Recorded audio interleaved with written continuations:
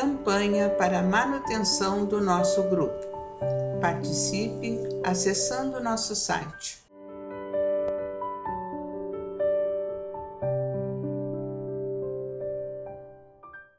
Olá, meus amigos, estamos mais uma vez aqui para dar prosseguimento ao nosso livro Mensageiros, pelo Espírito André Luiz, A Vida no Mundo Espiritual, pela psicografia do nosso querido Francisco Cândido Xavier.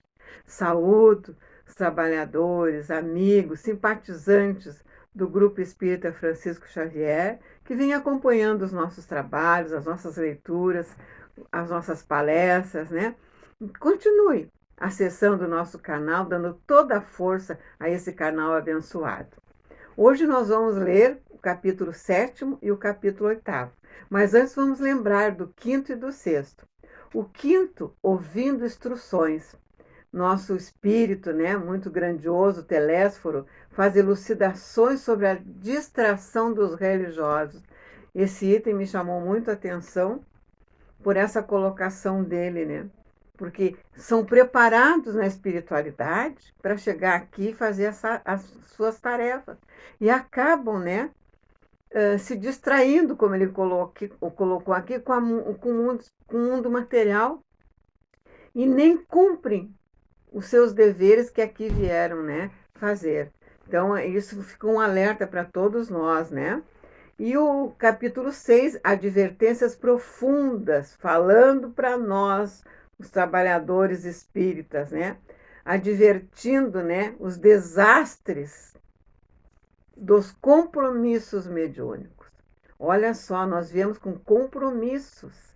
Então, a mediunidade é coisa de cada um que pediu, talvez até para aliviar, né, os seus compromissos do passado, para servir, ajudar e reparar, muitas vezes, as nossas questões, né? E aí, o que aconteceu? A ausência de responsabilidade, né? E sem o dever cumprido. Aconteceu, né, a falha. E daqui para diante nós vamos ler vários exemplos, né, que servem muito bem para cada um de nós, né? Para que a gente fique atento aos nossos compromissos, né? Então vamos lá. A queda de Otávio, o capítulo 7º. A ausência de Aniceto deu ensejo a palestras interessantes. Formavam-se grupos de conversação amiga. Impressionado com as senhoras que haviam solicitado providências para Otávio, pedi a Vicente que me apresentasse a elas. Não que me movesse curiosidade menos digna, mas desejo de alcançar novos valores educativos sobre a tarefa mediúnica, que a palavra de Telésforo me fizera sentir em tons diferentes. Ele não conhecia, né, a mediunidade, não conhecia essa área aí. Então, ele ficou curioso para se esclarecer, né? O amigo atendeu de boa mente. Em breve momentos, não me achava tão só à frente das irmãs Isaura e Isabel, mas do próprio Otávio, um pálido senhor que aparentava 40 anos. Também sou principiante aqui, expliquei, e minha condição é do médico falido, nos deveres que o senhor lhe confiou. Otávio sorriu e respondeu: possivelmente o meu amigo terá a seu favor o fato de haver ignorado as verdades eternas no mundo. O mesmo não ocorre comigo. Ai de mim! Não desconheci o roteiro certo que o Pai me designava para as lutas na terra. Não possuía títulos oficializados de competência, entretanto dispunha de considerável cultura evangélica, coisa que para a vida eterna é de maior importância que a cultura intelectual, simplesmente considerada. Tive amigos generosos do plano superior que se faziam visíveis aos meus olhos. Recebi mensagens repletas de amor e sabedoria, e, no entanto, caí mesmo assim, obedecendo à imprevidência e à vaidade. Vejam só, né? Ele veio com uma tarefa, inclusive ele enxergava, né? E recebia os conselhos e como ele diz aqui, né? Faliu, né? Faliu. Mas vamos lá. As observações de Otávio impressionavam-me vivamente, quando no mundo eu não tivera contato especial com as escolas espiritistas e experimentava certa dificuldade para compreender tudo quanto ele desejava dizer. Ignorava a extensão de responsabilidade mediúnica, respondi. As tarefas espirituais, tornou o interlocutor, algo acabrunhado, ocupam-se de interesses eternos, e daí a enormidade de minha falta. Os mordomos do bem da alma estão investidos de responsabilidades pesadíssimas. Os estudiosos, os crentes, os simpatizantes no campo da fé podem alegar ignorância, inibição. Todavia, os sacerdotes não têm desculpa. É o mesmo que se verifica na tarefa mediúnica. Os aprendizes ou beneficiários nos tempos da revelação nova podem referir-se a determinados impedimentos, mas o missionário é obrigado a caminhar com um patrimônio de certezas tais que coisa alguma o exonera das culpas adquiridas. Vejam só a responsabilidade que a gente vem trazendo em cumprir as tarefas numa casa espírita através da nossa mediunidade. Então, não é novidade quando a gente chega aqui, nós já viemos da espiritualidade com o compromisso. E tantos querem tirar a sua mediunidade, que a mediunidade é nossa escolha, né, meus amados? Nós que pedimos na espiritualidade para fazer essa tarefa, para amenizar muitas coisas do nosso passado. Mas vamos prosseguir, que está muito interessante. Mas, meu amigo, perguntei a Zaza impressionado, que teria motivado seu martírio moral? Noto-o tão consciente de si mesmo, tão superiormente informado sobre as leis da vida, que me custa acreditar se encontre necessitado de novas experiências nesse capítulo. Ambas as senhoras presentes mostravam estranho brilho no olhar, enquanto Otávio respondia. Relatarei minha queda. Verá como perdi maravilhosa oportunidade de elevação. E após mais longa pausa, continuou gravemente. Depois de contrair dívidas enormes na esfera carnal, noutro tempo, vim bater às portas de nosso lar, sendo atendido por irmãos dedicados que se revelaram incansáveis para comigo. Preparei-me, então, durante 30 anos consecutivos para voltar à Terra na tarefa mediúnica, desejoso de saldar minhas contas e levar-me alguma coisa. Não faltaram lições verdadeiramente sublimes, nem estímulos santos ao meu coração imperfeito. O Ministério da Comunicação favoreceu-me com toda facilidade e, sobretudo, 6 entidades amigas movimentaram o maior recurso em benefício do meu êxito. Vejam só, ele foi preparado 30 anos. E ainda com essas 6 entidades em volta, né, para dar força para ele. Técnicos do auxílio acompanharam-me à terra, nas vésperas do meu renascimento, entregando-me um corpo físico rigorosamente sadio, segundo a magnanimidade dos meus benfeitores daqui, ser-me-ia concedido certo trabalho de relevo na esfera da consolação às criaturas.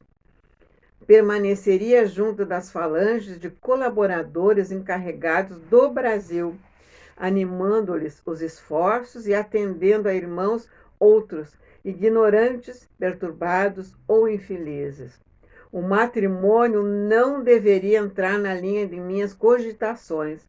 Não que o casamento possa colidir com o exercício da mediunidade, mas porque meu caso particular assim o exigia.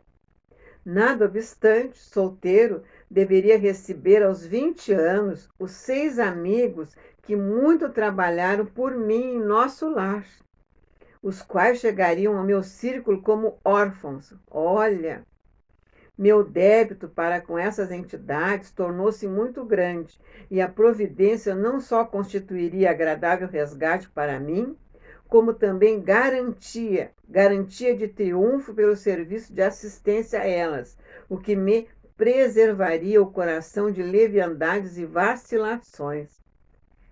Enquanto o ganha-pão laborioso me compeliria a não aceder a sugestões inferiores nos domínios do sexo e das ambições incontidas.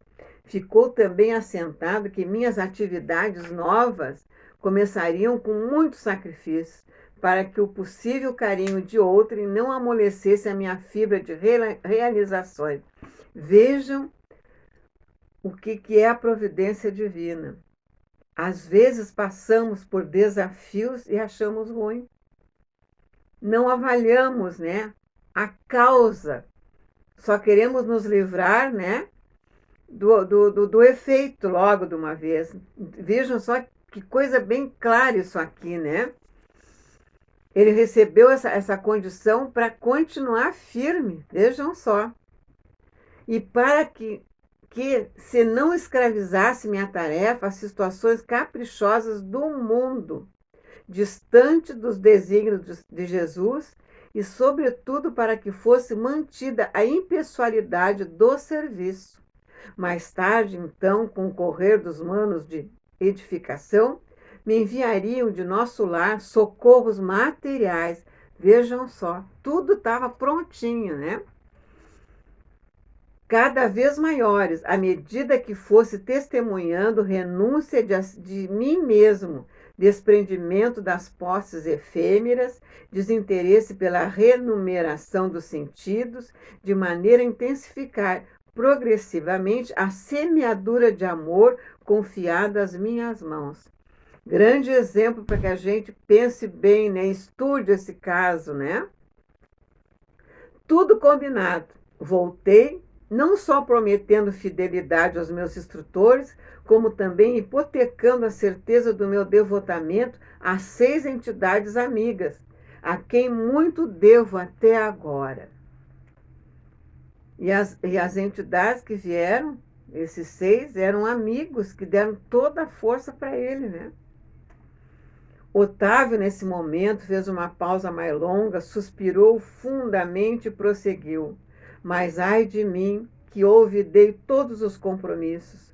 Os benfeitores de nosso lar localizaram-me ao lado de verdadeira serva de Jesus. Minha mãe era espiritista cristã desde moça, não obstante as tendências materialistas de meu pai, que era todavia um homem de bem. Aos 13 anos fiquei órfão de mãe e aos 15 começaram para mim os primeiros chamados da esfera superior. Por essa ocasião, meu pai contraiu segundas núpcias e, apesar da bondade e cooperação que a madrasta me oferecia, eu me colocava num plano de falsa superioridade a respeito dela. Em vão, minha genitora endereçou do invisível apelos sagrados ao meu coração. Eu vivia revoltado entre queixas e lamentações descabidas. Meus parentes conduziram-me a um grupo espiritista de excelente orientação evangélica, onde minhas faculdades poderiam ser postas a serviço dos necessitados e sofredores. Entretanto, faltava-me qualidade de trabalhador e companheiro fiel. Minha negação em matéria de confiança nos orientadores espirituais e acentuado pendor para a crítica dos atos alheios compeliam-me a desagradável estacionamento. Vejam só, ele já começou reclamando da vida, né? Se achando de repente injustiçado, e foi tão bem orientado, né? Vamos prosseguir.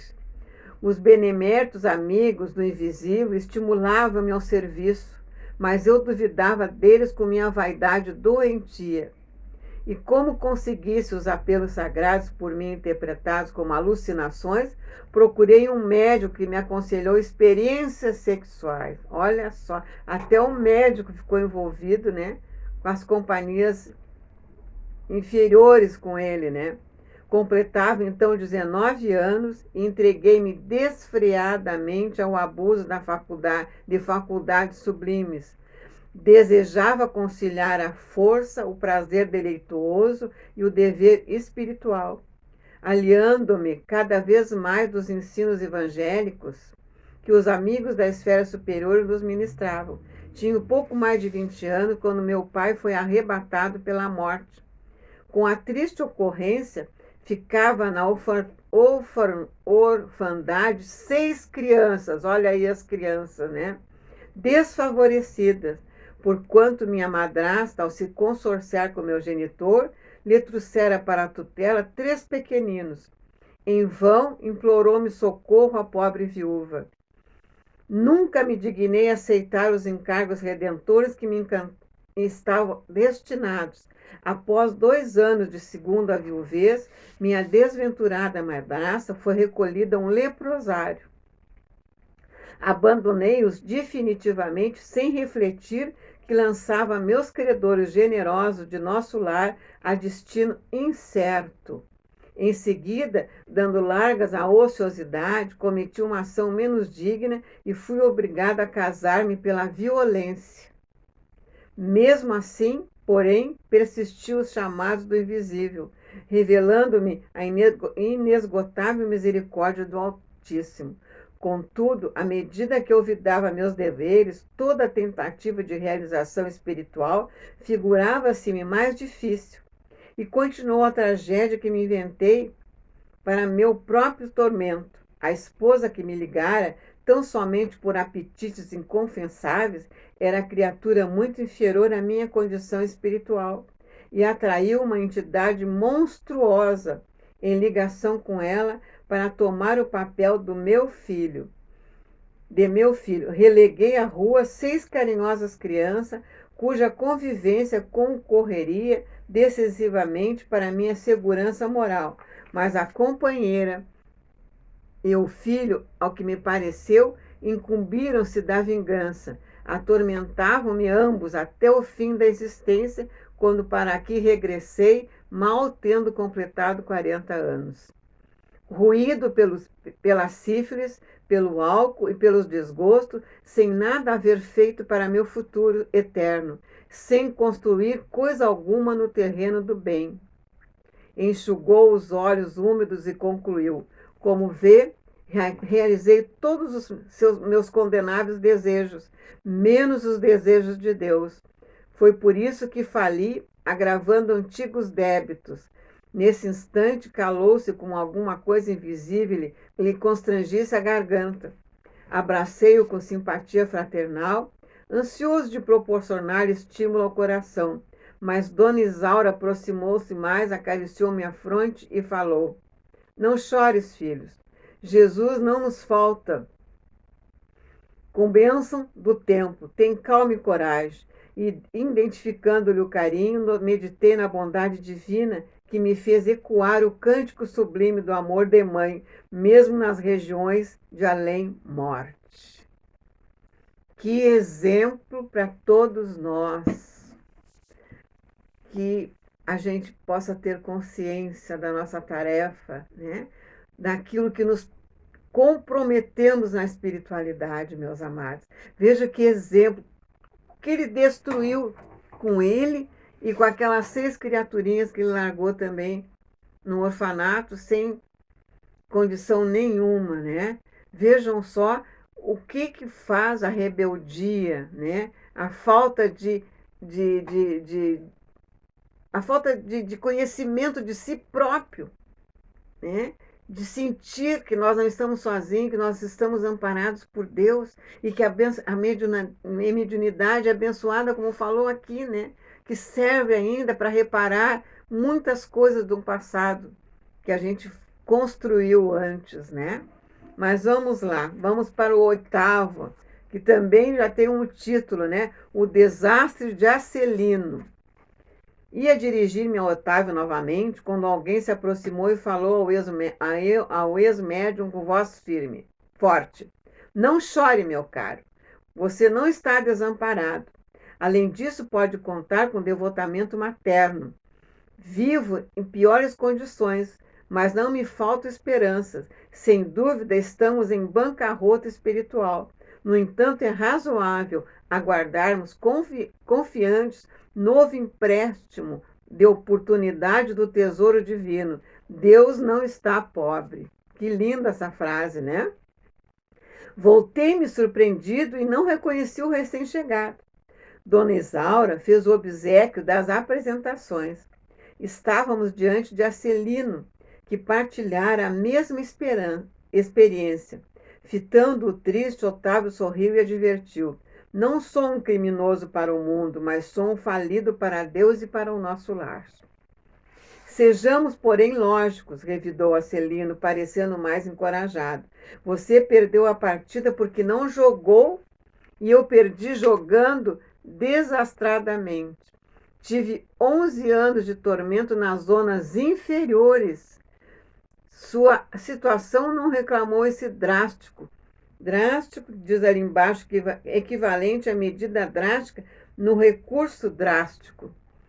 Mesmo assim, confio na providência.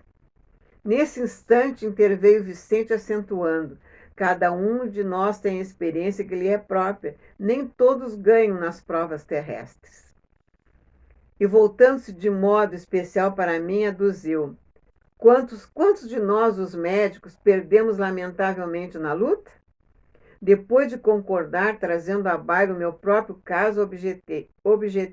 Seria, porém, muitíssimo interessante conhecer a experiência de Acelino. Teria sofrido o mesmo acidente de Otávio? Creio de grande aproveitamento penetrar essas lições. No mundo, não compreendia bem o que fosse tarefas espirituais, mas aqui a nossa visão se modifica. Há que cogitar do nosso futuro eterno. Acelino sorriu e obtemperou. Minha história é muito diferente. A queda que experimentei apresenta características diversas e, ao meu ver, muito mais graves. E, atendendo-nos à expectativa, prosseguiu narrando. Também parti de nosso lar, no século findo, após receber valioso patrimônio instrutivo de nossos assessores. Segui enriquecido de bênçãos. Uma das nossas beneméritas, ministra da Comunicação, presidiu em pessoa as medidas atinentes à minha nova tarefa. Não faltaram providências para que me felicitasse a saúde do corpo e o equilíbrio da mente. Após formular grandes promessas aos nossos maiores, parti para uma das grandes cidades brasileiras em serviço de nossa colônia. O casamento estava em meu roteiro de realizações. Ruth, minha devotada companheira, incumbir-se-ia de colaborar comigo para melhor desempenho das tarefas.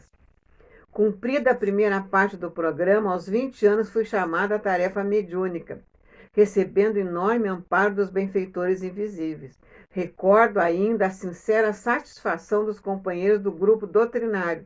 A vidência, a audição e a psicografia que o Senhor me concedera por misericórdia constituíam decisivos fatores de êxito em nossas atividades. Olha que bela mediunidade que ele trazia com ele, né? A alegria de todos era inexcedível. Entretanto, apesar das lições maravilhosas de amor evangélico, inclinei-me a transformar minhas faculdades em fonte de renda material. Olha, vejam só, não me dispus a esperar pelos abundantes recursos que o Senhor me envolveria mais tarde.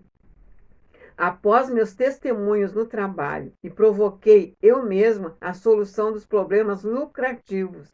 Não era meu serviço igual a outros? Não recebi os sacerdotes católicos romanos a remuneração de trabalhos espirituais e religiosos? Olha só o pensamento, né? Se todos pagávamos por serviço ao corpo, que razões haveria para fugir ao pagamento de serviços à alma? Amigos inscientes do caráter sagrado da fé aprovavam minhas conclusões egoísticas. Admitíamos que, no fundo, o trabalho essencial era dos desencarnados, mas também havia colaboração minha, pessoal, como intermediário, pelo que devia ser justa a retribuição. E que vaidade, né? Debalde movimentavam-se os amigos espirituais, acolhendo-me o melhor caminho. Em vão.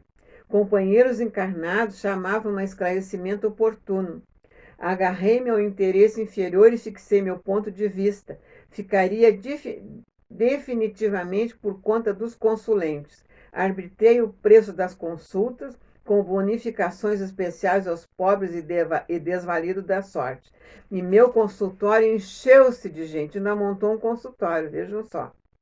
Interesse enorme foi despertado entre os que desejavam melhoras físicas e soluções de negócios materiais.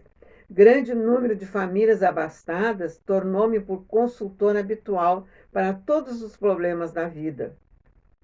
As lições da espiritualidade superior, a confraternização amiga, o serviço redentor do Evangelho e as preleções dos emissários divinos ficaram à distância, não mais a escola da virtude, do amor fraternal, da edificação superior, e sem a concorrência comercial, as ligações humanas, legais ou criminosas, ou os caprichos apaixonados, os casos de polícia, e tudo um cortejo de misericórdia da humanidade, em suas experiências menos dignas. Transformara-se completamente a paisagem espiritual que me rodeava. A força de me cercar de pessoas criminosas por questões de ganhos sistemáticos, as baixas correntes mentais dos inquietos clientes encarceraram-me em sombria cadeia psíquica. Cheguei ao crime de zombar do Evangelho do nosso Senhor Jesus. Meu Deus, que coisa, né? Esquecido de que os negócios delituosos dos homens de consciência viciada contam igualmente com entidades perniciosas que se interessam por eles nos planos invisíveis. E transformei a mediunidade em fonte de palpites materiais e baixos avisos. Nesse momento, os olhos do narrador cobriam-se de súbita vermelhidão, estampando-se fundo horror nas pupilas, como se estivesse revivendo atrozes dilacerações. Mas a morte chegou, meus amigos, e arrancou-me a fantasia. Prosseguiu mais grave. Desde o instante da grande transição, a ronda escura dos consulentes criminosos que me haviam precedido no túmulo rodeou-me a reclamar palpites e orientações de natureza inferior. Queriam notícias de cúmplices encarnados, de resultados comerciais, de soluções atinentes a ligações clandestinas. Gritei, chorei, implorei, mas estava algemado a eles por sinistros elos mentais, em virtude da imprevidência na defesa do meu próprio patrimônio espiritual. Durante 11 anos consecutivos, espiei a falta entre eles, entre o remorso e a amargura. Arcelino calou-se, parecendo mais comovido em vista das lágrimas abundantes. Fundamente sensibilizado, Vicente considerou: que é isso? Não se atormente assim. Você não cometeu assassínio nem alimentou a intenção deliberada de espalhar o mal. Ao meu ver, você enganou-se também como tantos de nós. Arcelino, porém, enxugou o pranto e respondeu: não fui homicida, nem ladrão vulgar, não mantive o propósito íntimo de ferir ninguém, nem desrespeitei alheios lares, mas indo aos círculos carnais para servir as criaturas de Deus, nossos irmãos, auxiliando-os no crescimento espiritual com Jesus, apenas fiz viciados da crença religiosa e delinquentes ocultos, mutilados da fé, aleijados do pensamento. Não tenho desculpas, porque está esclarecido. Não tenho perdão, porque não me faltou assistência divina. E depois de longa pausa, concluiu gravemente: podem avaliar a extensão da minha culpa? E aqui encerramos o oitavo capítulo, com essa belíssima narrativa, né? Veja o que faz a ganância, né, meus amados? O que envolve depois também as trevas, que aí quando a pessoa entra nessa questão aí para sair também não é fácil, por causa dos compromissos. Até quando ele desencarnou, ele ficou assediado, né, por aqueles companheiros espirituais que faziam se valer da mediunidade dele. É aquela questão: dai de graça o que de graça ganhaste, né? Gratuitamente ganhaste a tua mediunidade. E vamos trabalhar com Jesus. E assim fica esse belíssimo ensinamento e que Deus continue nos amparando. Continue acessando o nosso canal. Continue assistindo os nossos trabalhos. Até a próxima, meus queridos, se Deus quiser. Campanha para a manutenção do nosso grupo. Participe acessando nosso site